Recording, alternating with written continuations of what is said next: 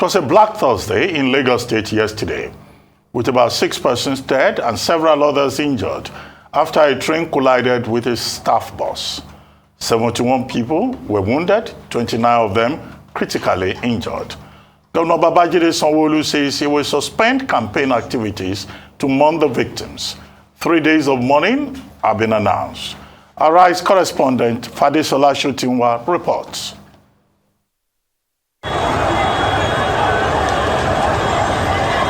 An early morning disaster. A most unfortunate fatal accident from the PWD railway crossing junction to Shogunle in the Ikeja district of Lagos State, killing 6 people and injuring 79 others. At 0720 hours this morning, there was a distress call from our office that there's an accident at Shogunle level crossing. So we came and we started asking questions, and we discovered that the bus driver, the BRT driver, there's a level crossing keeper at the spot. He has stopped other vehicles. There was level crossing keeper, there was police, there was LASMA at the point of the accident. They have already stopped him. All of a sudden, the bus from nowhere veered into the road and now entered the track. And unfortunately, the local driver was also blaring his horn from a distance. So unfortunately, they collided, and the train carried the bus to a distance of about 100 meters before it stopped. First responders at the scene included officials of the Lagos State Emergency Management Agency, LASMA, the Lagos Neighborhood Safety Corps, and the police, who all ensured the swift recovery of the dead and rescue of the injured to the Lagos State University Teaching Hospital, LASUTH. At 7:20 a.m., we received a distress call via our emergency number 112767, and immediately we activated our emergency response plan.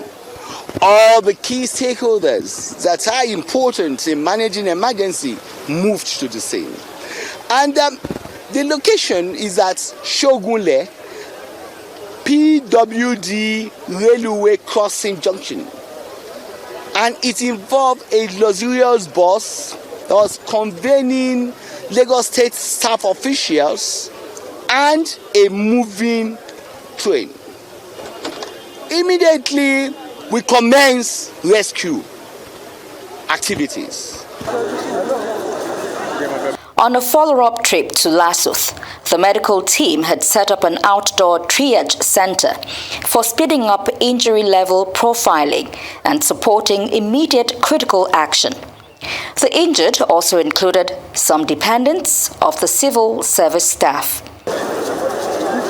The Lagos State Governor, Babajide Sanwo-Olu, expressed his sympathy to the injured victims and commiserated with families of the deceased.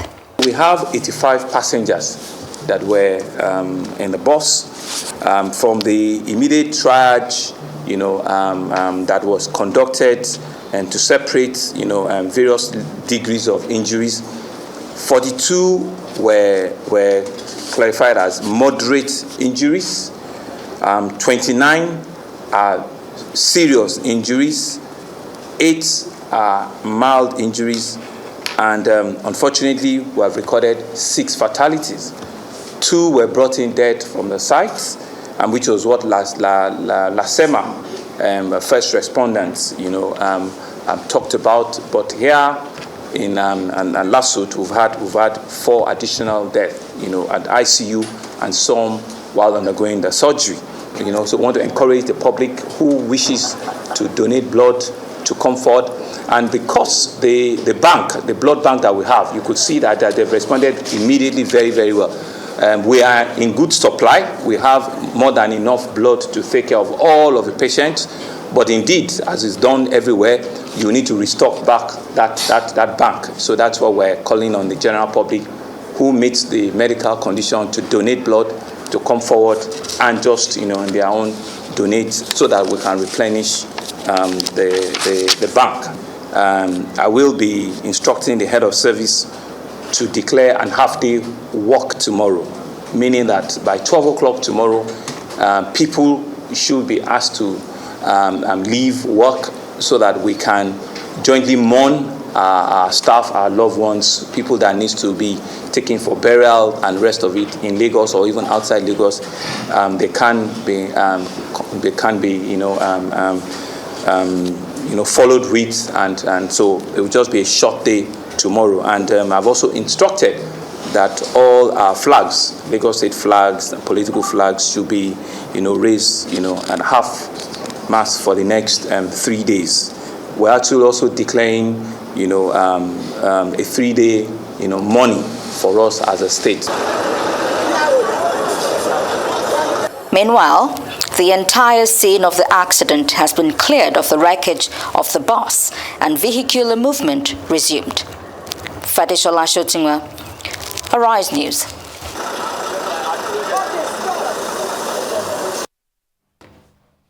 Joining us now is Dr. Mebawondu, a public health physician, and Olasunkanmi Okusaga, Director of Rail Transportation at the Lagos Metropolitan Area Transport Authority. Gentlemen, thank you for joining us. Good morning. Thank you for welcoming. Okay, quickly. And this is directed at Mr. Okusaga. The MD of the Nigerian Railway Corporation, Mr. Fidet Okiria, has said that it is the driver of the Lagos government staff bus that should be blamed. That other vehicles stopped when they were alerted about the approach of the train, but that the Lagos staff bus driver, decided to just go ahead. So the question is that the best that the NRC, the Railway Corporation, can come up with, without even showing any compassion? Okiria is just saying the driver went and killed people. Then to you, Dr. Mebawondu, what can we learn from this to prevent future occurrence? Should we begin now to insist that Lagos State government should subject its drivers to regular mental checks, just in case the allegation by Fidet Okiria of the NRC is correct?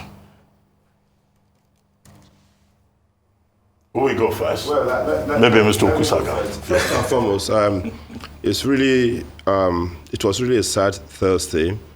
I feel very, very sad, even up to now, that needlessly we're losing lives. And my heart goes to the families and even the Lagos State government. I had worked in the civil service as a medical doctor for more than 20 years before a condition took me away from there. So I understand the feelings, I understand what the bus serves. But we look at the whole situation right now. The first question we'll ask is that has the response been optimal, in terms of what the Lagos State government did? Whenever there's a multiple injury, multiple accident like that involving a lot of people, for the first part is that we have a lot of people. The second part is that you can have lots of injury, even inside the body of one person. The first thing is you mobilize, one, security there, two, the emergency response, and then through the people, the ambulances, to resuscitate and then take for definitive care.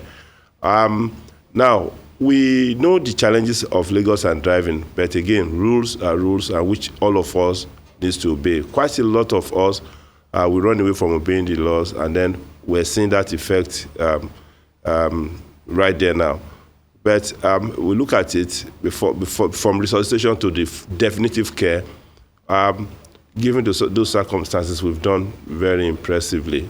And then, if you look at it, there are multiple injuries. You have to categorize. The head and neck is there. Okay, the face is there. The spine is there. The back is there. Then the extremities are there, and then any other part of the body. And you have to categorize those your injury based on the part of the body affected, the demographics, children, pregnant women, and old people. You have to look at all those factors in trying to respond to those things. And for us, sad that 2 people died and then about 20-something of them are critically injured. But we hope that the lessons will be learned and we'll move forward and get better in terms of response to accidents.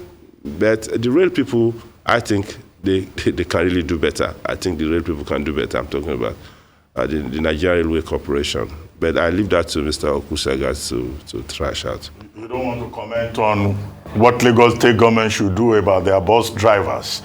Because ordinarily we comment about bus drivers and drivers on the streets. Indeed, there's an optics that go around this nation if you drive around this metropolis, because Lagos is seen as just these few places. Some of us that are from the extreme of Lagos, the extreme part of Lagos, the local part of Lagos, we don't see those kind of things.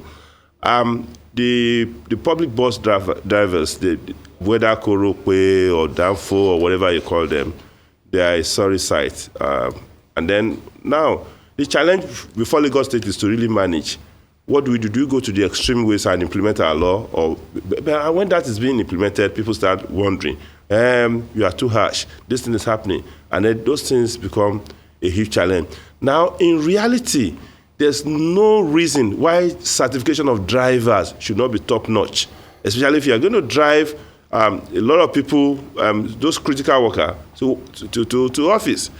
But the question is that what happened exactly? Of course, we've instituted investigation into it. That one will further clarify what happened. But while we're waiting for this information, from the investigation, 3 great things affect reporting, health, which for me I'm really passionate about. Now, wrong information, social media, politics of health. The greater challenge to health is politics of health. Another challenge to health is the misinformation and manipulation of health information, which I had to deal with a lot during the COVID regime. I was nearly on every television trying to counter different narratives, and it has not gone away, and we cannot neglect it. Because if you don't have proper health understanding and health literacy, your comment will be off target. And that becomes a critical issue in public space when we're doing discussion on critical, and especially at this period when we know that we've lost a lot of people and we're supposed to be mourning. So for me, there's no doubt. There's a check, most important check needed, not just on that Lagos State driver, but also on all the drivers, And then, unfortunately, Lagos State was trying to do some additional level of driving license authentication. But of course, there's always a public challenge. There's always, how would it be perceived? There's always the fact that is it politics again? Everything just turned to politics. And very, very sad indeed. Okay. Over to you, Mr. Okusaga. Okay. First thing I need to say is I need to just, yesterday was a sad day for us in Lagos and Nigeria as a whole. Mine are with the departed soul, and then the prayers are with the injured ones.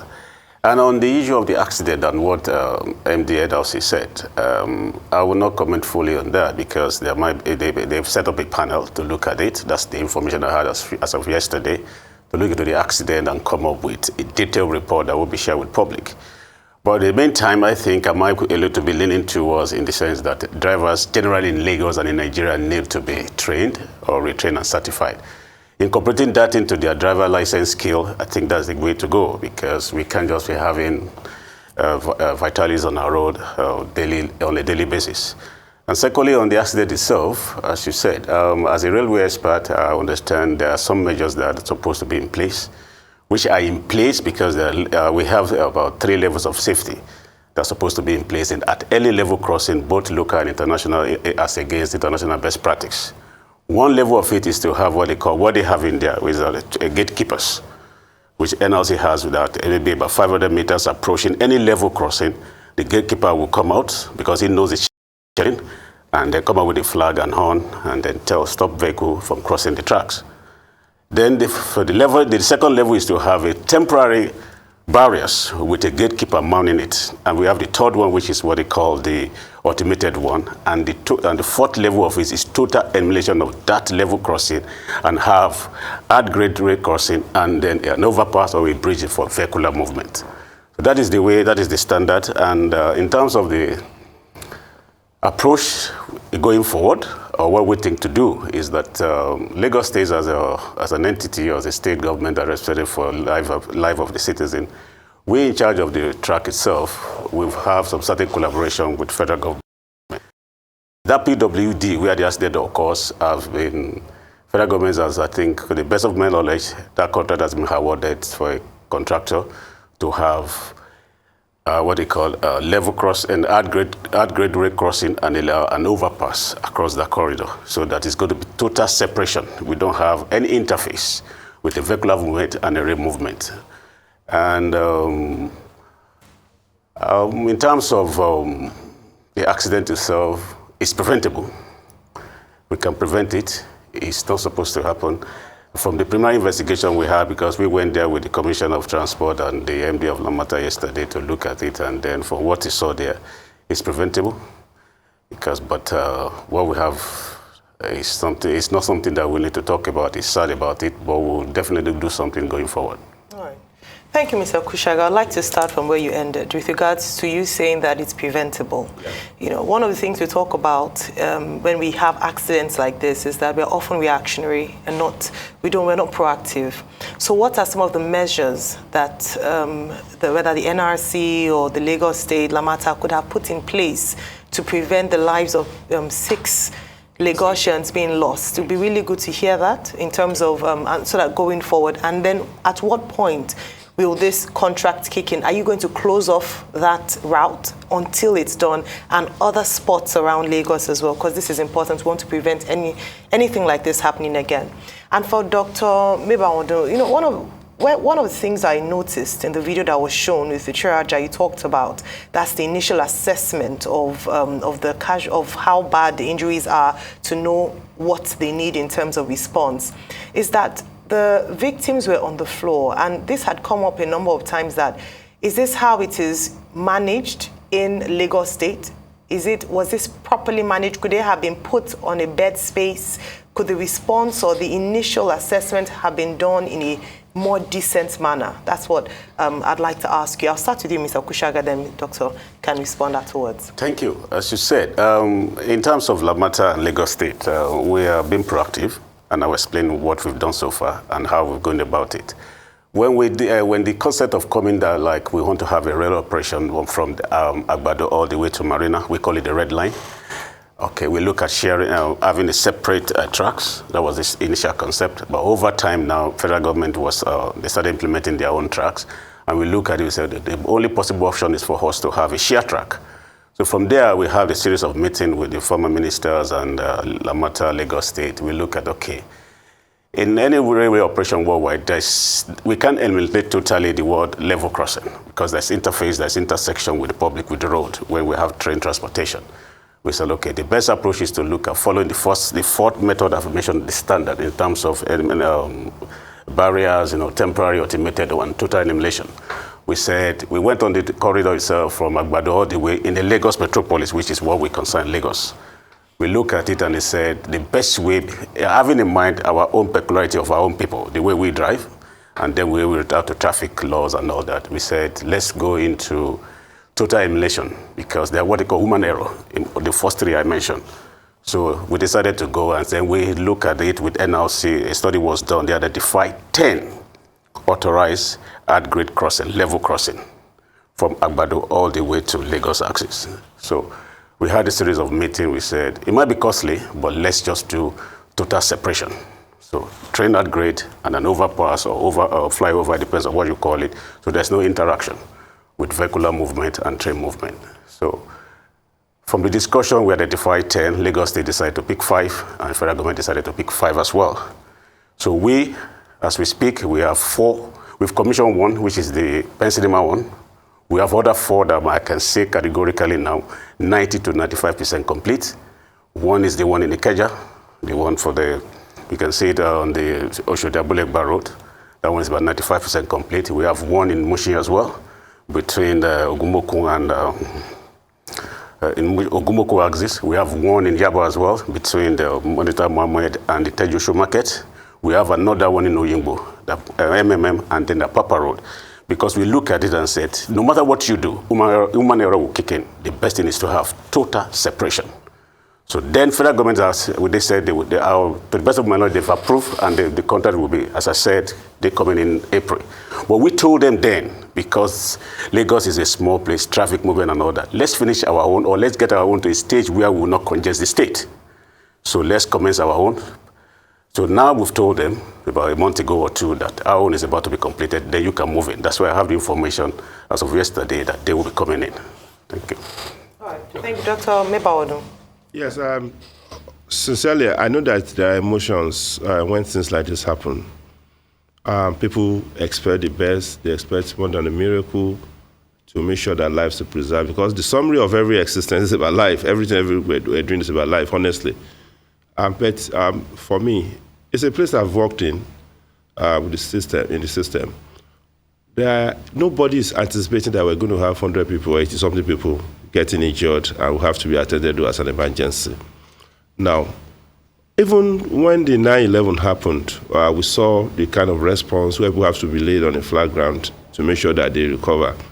The starting point is that, from the point of that injury, of the accident, you pick people, you resuscitate at that stage. And then this speaks to an aspect of our life. If I ask you now, how many of us have basic resuscitation training, even in this studio? We don't have, because any emergency can happen anywhere. So, the more we input that into our training, even at the primary, secondary school level, the better for all of us to be able to save life, basic training. So now, from that point, when you move to where you're going to do triaging says that you have to separate this patient based on the age, based on demographic, based on extent of injury, and then figure out people that need urgency. Because if somebody needs tracheostomy, where you have to cut open the trachea to breathe, you're not going to do it there. So the first thing is to look around, and then you need a space where they can lie flat, okay? And then where there will be appropriate aeration for you to look through, call your staff, because that's an aspect of it. If you're not having sufficient staff, it becomes an issue. Because, of course, the state had to mobilize a lot of staff to that point of that triaging, where you have to look at it. You take this one to orthopedics, take this one to obstetric, take this one to brain surgery people, take this one to respiratory medicine. This one are having little injury. And you need a lot of space and light to get that done.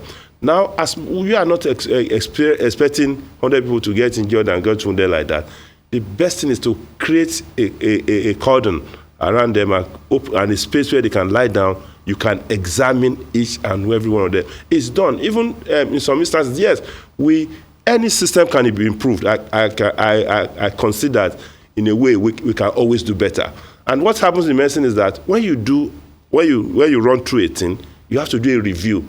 In fact, in clinical practice, there's what we call ground round and reviews. You review, why did this person die? Did I do better? Could I have done better? Those reviews come on in medicine every time. That's why you can then improve. But what was done exactly cannot be done better, given the number of people, given the shortage of time, given the rapidity with which you need to move, given the diversity of injury that you saw in that situation. What are you going to do? Cordon off the place, let people on the ground start sorting and transporting to where people that need oxygen, give oxygen. Because in reality, even the wards there, I'm talking about the emergency wards there, in that place, how many, less than 40 beds or thereabouts, how many beds? It's not just on an ending thing. And then moving around Lagos becomes a challenge, because you have to then transfer some to other general hospitals around so that people can start working on them. It's not something that we should put emotions to condemn, and that is why in medicine you have to drop emotion. If you add emotion, you won't be able to work properly. And then the major challenge for me is the trolling and narration of the social media, because in reality, health reporting is a specialized thing. Okay, but everybody that has access to smartphone suddenly becomes an expert on everything. Yeah, we should know our limits. That's how life is. Okay, I'd like to come in there. So, okay, last question for both of you, but really quickly. Okay. But I think what a lot of people are complaining is that the indignity to the human being put on the ground. We see how triages are being done everywhere in the world. In some climes, even helicopters come, pick people out of the scene. I know that might be far-reaching, but it's the inhumanity how people are put on the ground and the response time. We also get your point as regards people crowding the place. I want you to talk about that, making it difficult to be able to get there. And for you, you talked about 3 levels, but I didn't hear you talk about the fact that there was a barrier level and also a signaler that will signal the cars to stop.